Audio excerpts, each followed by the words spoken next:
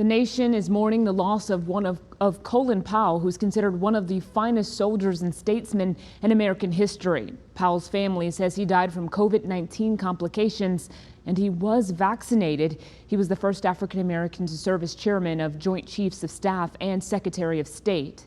His impact was nationwide, and his death is being felt here in Central Virginia as well. Our Cameron Thompson joins us live now to tell us how veterans in our community are reacting to the news. Cam?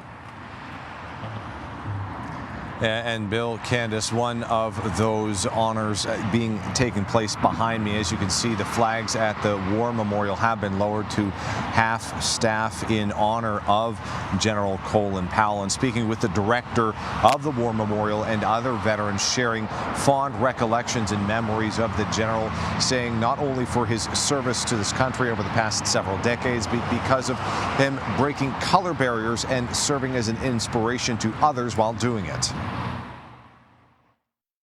It really stabbed me in the heart because I respected him. He was one of my heroes.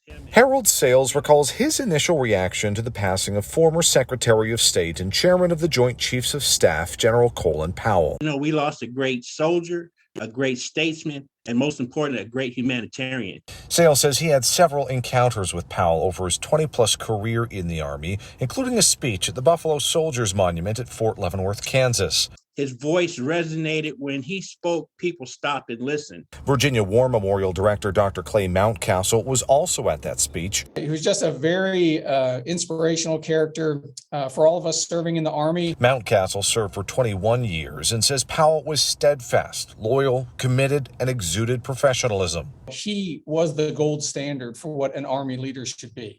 We all kind of aspired to be like a Colin Powell. Meanwhile, Dr. Wes Bellamy at Virginia State University says he talked to his students Monday about Powell's significance on different levels. One, as a role model in the African American community for breaking color barriers. He was able to show Black people and Black folk across the country that we can break down these barriers if we put in the work. But also for standing up for his own beliefs, breaking away from the Republican Party at times, including the last presidential election, an act Bellamy says took courage. He was willing to stand up and speak up for what was right, even if it wasn't quite as popular amongst his peers or people who he may have had a lot of interactions with. And I think that is to be commended.